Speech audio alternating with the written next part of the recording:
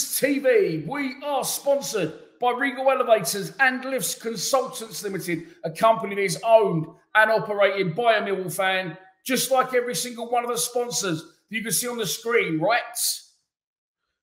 Now, if you are going to do a bit of business in 2024, then please keep it in the Millwall family by checking out all of our sponsors' website links in the description below. This is your preview show. Looking ahead to the big one on Sunday. We can all make out it isn't the big one as much as we like, but we know that it is as we travel to face Leeds United at Ellen Road. They are flying. We are currently in a rich vein of form since the return of Neil Harris, and it is live on Sky Sports, 3 p.m. kickoff. Unfortunately, that won't help our calls with our crowd and getting numbers to the game, but I'm sure Neil Harris's men will still make it a battle up there in Yorkshire. As always, let's kick off the show by taking a look at the 11 that the gaffer might pick to start the match. I know I keep saying this, but Neil Harris's affiliation and history with this club just goes on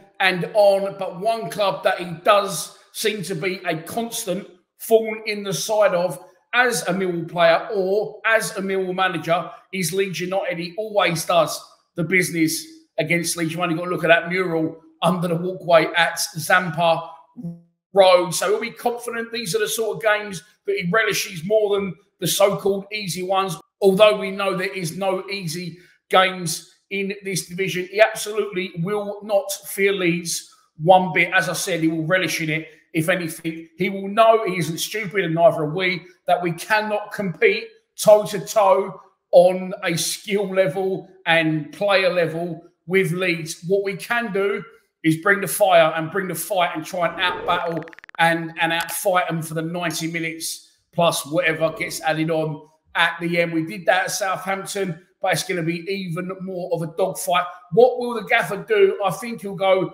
very close to what he's already been doing. I think he'll keep faith in the players that have got him 10 points out of his first 12 since his return to the club. I think it'll be Sarkic in goal. Flat back four, Ryan Leonard right back, Joe Bryan left back, Jake Cooper and Japhet Tanganga, the two central defenders. I think it'll be Billy Mitchell and George Saville as a central midfield pairing. Zian Fleming in a 10. I think you'll see Honeyman doing the dog work wide right, and I think you'll probably see Longman come back in wide left, and up front, Michael Obafemi. That's pretty much picking itself, that side. The only slight things you could say are Sean Hutchinson got through 45 minutes for the under-21s on Tuesday, so he is fit and back in contention and is club captain, but I don't think he'll tinker with it. I think he'll leave Hutch on the bench. Billy Mitchell as well alongside George Saville. People might say, change those two. Look, when those two play together, we get results. We had this chat last night on the Den debate. If you didn't watch it, then I'll link it in at the end of this show. Billy Mitchell with George Saville as a central midfield pairing. Whether I like it or not, whether you like it or not, it gets us results. And it did do that under Rowett as well. I think we were sort of on a really good run, and they played 24 games straight together under Rowett in a season when we went really, really close to the playoffs. And they're doing it again. So I don't think he'll change that. He'll be looking at Zian Fleming to be at his best in the game and hopefully nick us something spectacular.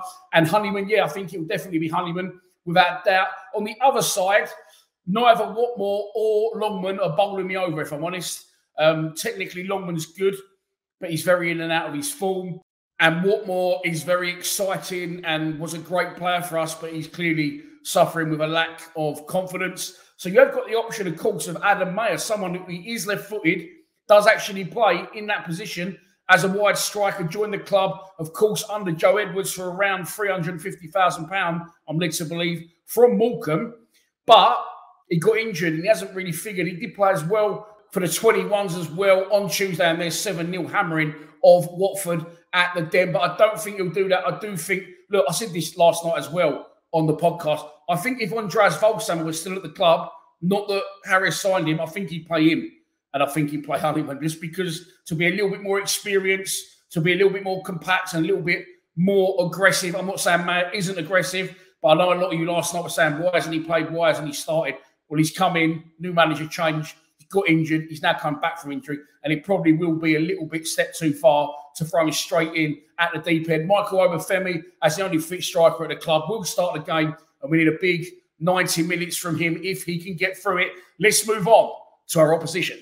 And as we already know, it is Leeds United, managed by Daniel Farke. Good manager, funny little dude, strange voice. And again, if you haven't seen it, the Lions Lounge that I did with Ben Marshall, it's up there in the top 5 for me. It's brilliant. But he obviously joined Farke at Norwich when Farke was manager there. And Marshall tells some brilliant stories on it. But look, he's a very good manager. He's done the business at Norwich, steps out the English game for a bit, went abroad to teams including in Germany, Borussia Mönchengladbach. But now he's back in England with Leeds, and he's steering them in the right direction. Leeds currently sit second in the table. They are 3 points behind leaders Leicester, although they did beat Leicester recently 3-1 at Ellen Road, and they're only a points clear of Ipswich. Those top 3/4 along with Southampton are absolutely fine. Why are they doing so well? Well, let me tell you, we all know they're a good side for one, but they are unbeaten in the league in 2024. The last time they lost a game in the league was a 1-0 defeat away at West Bromwich Albion's at the Hawthorns on the 29th of December. So they really, really are in good form. Us and them, probably the biggest 2 form teams in the division. Leeds have won 4 and drawn 1 of their previous 5 league games. So looking at their last 4 games, they are exactly the same as us, 10 points from 12. And last time out was last Friday on the telly, was it? They got a 2-0 win against Sheffield Wednesday at Hillsborough. As I said, we usually do well against them historically. However, earlier in the season, 2 managers ago for us now, when Gary Rowett was in charge, they did beat us 3-0 at the Den. The one to watch for Leeds, take your pick. They have an absolute plethora of talent. Joel Pirol scored 2 at the Den earlier in the season. Daniel James, Crescencio, Somerville, to name just 3. Let's move on to a prediction. And so this is your pre-match prediction. And here we go. I am very, very sorry for what I'm about to say. And I really don't want to say it. And of course, I hope I'm wrong. I know a lot of Leeds fans watch this channel as well. But unfortunately, I'm going to go for a 2-1 Leeds win. I just can't see past it. I think it's going to be a very courageous effort from Neil Harris's side. I think there's going to be lots of positives to take.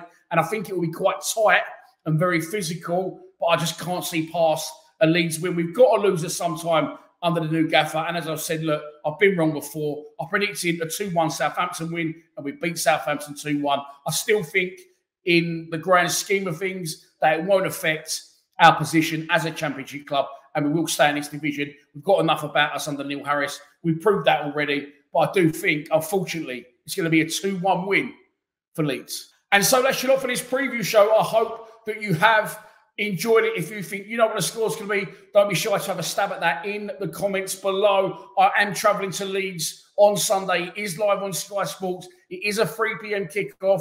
I know it's frustrating, but it is what it is. I reckon we would have took probably 2,500 to Leeds if it was on a Saturday. However, they have put it on a Sunday. That's probably the old bill trying to cut their fucking policing bill in at least half. So, and look, fair play to Leeds. They will want us there as well. They don't want it to be what it will be, which is about 500 Millwall fans. But we've been up there before with little numbers. The famous 900 once travelled up to watch Jimmy Abdou send us to Wembley. Please subscribe to Lions TV. Come on, you Lions.